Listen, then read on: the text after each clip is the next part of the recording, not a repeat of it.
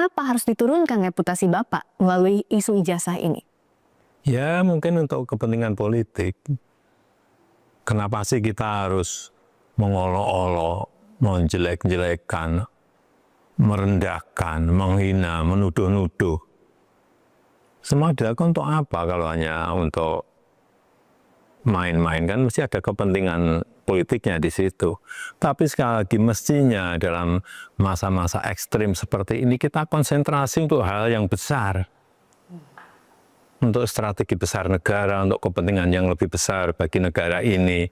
Misalnya tadi yang berkaitan dengan menghadapi masa-masa ekstrim, menghadapi masa-masa perubahan karena artificial intelligence, karena humanoid robotik, sehingga jangan malah kita energi besar kita pakai untuk urusan-urusan yang sebetulnya menurut saya urusan ringan.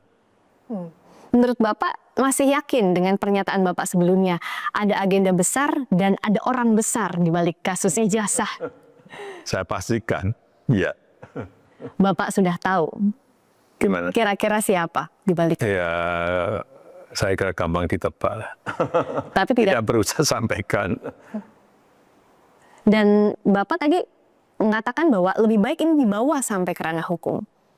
Ya, untuk pembelajaran kita semuanya, bahwa jangan sampai gampang menuduh orang, jangan sampai gampang menghina orang, menfitnah orang, mencemarkan nama baik seseorang. Kalau ada pertanyaan ini akan ke ranah hukum saja, Bapak membawa ini ranah hukum saja, atau ada kemungkinan mediasi? Saya kira untuk pembelajaran kita memang lebih baik dilakukan di penegakan hukum, diputuskan di pengadilan akan lebih baik. Untuk pembelajaran kita semuanya.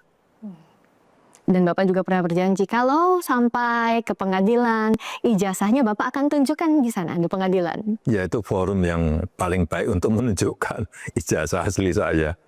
Dari SD, SMP, SMA, universitas semuanya kan saya bawa. Untuk pembelajaran hukum, memang apa yang Bapak khawatirkan kalau ijazah ini, kasus ijazah ini terus bergulir di luar soal tudingan ijazah palsu? Ya kan bisa terjadi tidak hanya kepada saya, bisa ke yang lain, bisa ke menteri, bisa ke presiden yang lain, bisa ke gubernur, bupati, wali kota, semuanya. Dengan tuduhan asal-asalan.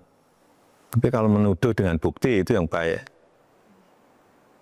Menurut Bapak, seharusnya tidak ada kasus tudingan-tudingan ini lagi di kemudian hari? Ya, ini untuk pembelajaran kita semuanya.